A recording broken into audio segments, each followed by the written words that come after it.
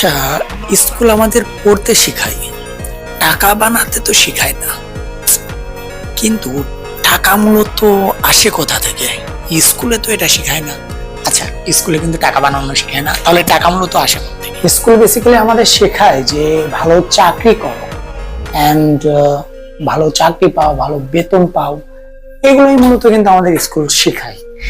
School কিন্তু এটা শেখায় না যে টাকা কেমনে তুমি বানাবা, কিন্তু টাকা মূলত আসে বিভিন্ন ধরনের প্রবলেমের সলিউশন থেকে।